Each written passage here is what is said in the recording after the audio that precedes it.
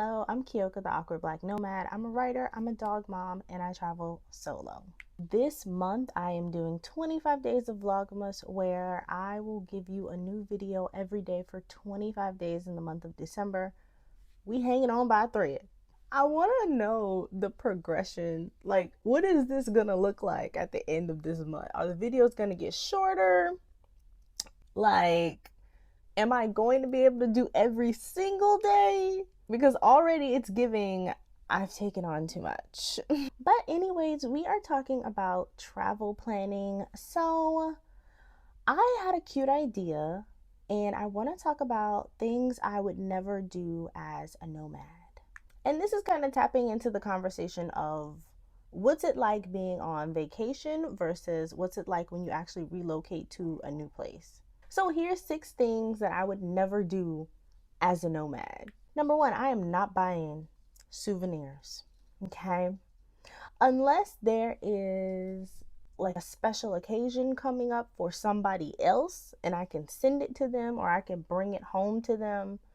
Ain't nobody getting nothing and I'm not getting anything. I don't have any collectibles. I don't really have any items from my travels. And considering the fact that I don't like taking pictures, there's really no proof that I was ever there. It literally, the photographs that I take, it would be like if you could Google a picture of a place. Because I don't take pictures with me in them. I'm going to get better though. We're going to see. Really, all of these things kind of add up to what goes in my luggage. And I found out very quickly that the weight of the luggage really matters. It doesn't matter how many compression things you have in your suitcase. That suitcase will get heavy very quickly, and sometimes you don't even know how it happened. Okay? Which brings me to number 2. I rebuke the hoarder spirit. I will never again overpack for a trip. Listen, I don't know what needs to happen. I need to just start letting things go. I cannot carry it. I just cannot carry it. Things I thought I needed ended up in the garbage just because they were too heavy. I was dumping things out at the airport because I was like, why do I need 3 jars of hair care product? But more than that, I also found that if I'm going to do any shopping, it'll be for clothes. So like when I was traveling, I was going through Europe and I was there for a whole year. So obviously I had a mixed terrain. Instead of trying to pack clothes for the entire year, I would probably only pack clothes for maybe like a couple of weeks next time. And then if I do have to get winter clothes, I could either have someone send me winter clothes or just buy it while I'm there. Because 9 times out of 10, the winter clothes that I get in Europe are probably going to be better quality than the ones that I have here in Texas. So yeah, I ended up having to like shift things around in my luggage. So like when seasons change, I had to let a lot of my summer clothes go. There were just like impractical items. Like I said, I bought a cape in Morocco and I carried it around with me and I still have it, child. And I probably wore that cape maybe twice. It was just impractical.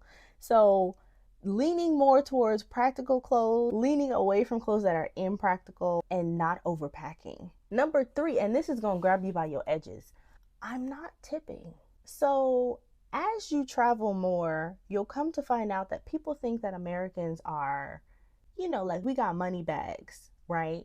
And while I will always claim prosperity over my life, that don't mean I need to give it away to everybody. And some places just don't have the culture of tipping like we do in the US.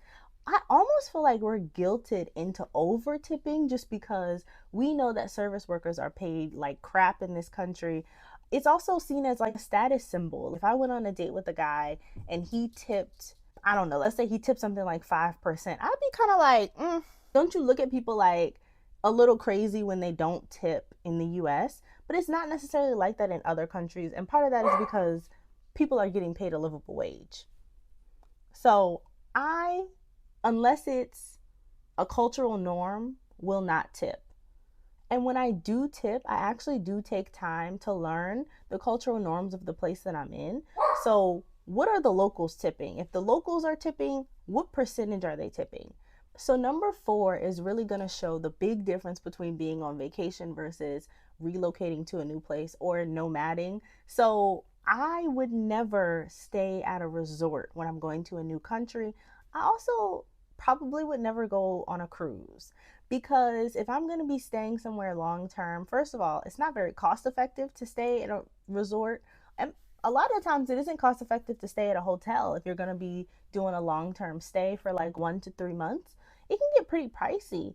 But that's the difference, right? Is how much money you're willing to spend. So when you're on vacation, you're probably more likely to be like, treat yourself. And I'm totally for that, girl. Treat yourself, right? But if you're nomading, you probably want a bit more of like a budget conscious option just because you're going to be in a new location for a long time and you still have to get to another location. Like, you can't do it big in every single city that you're in unless the coin is set up that way, in which case, live your life, queen. But for me, I'm thinking about how do I make my money stretch in the place that I'm in, and also with the understanding that my journey continues after this new location. Do you get what I'm saying? Number 5 is going to hurt some feelings. If I'm staying at a place long term, I probably won't catch a bunch of Ubers. It depends, right? It's circumstantial because I think that public transportation is a lot more efficient in other countries than it is here in the US. So it's probably more cost effective to just use public transportation. But if you're vacationing in a city, it just doesn't make sense because there's that time aspect. You're in this new country for like a week. And so it doesn't really make sense to learn how to use public transportation, figure out how to buy a Metro card, make sure you're only using cash to use the right amount of money when you get on the bus, whatever it is. It doesn't make sense to do that. But if you're going to actually be staying in a place long term, one of the best ways to like get that local experience is to use public transportation, child. A lot of countries have walkable cities, and so like it's a great way to see your surroundings, learn your neighborhood, and really immerse yourself in a culture by just walking and taking the public transportation.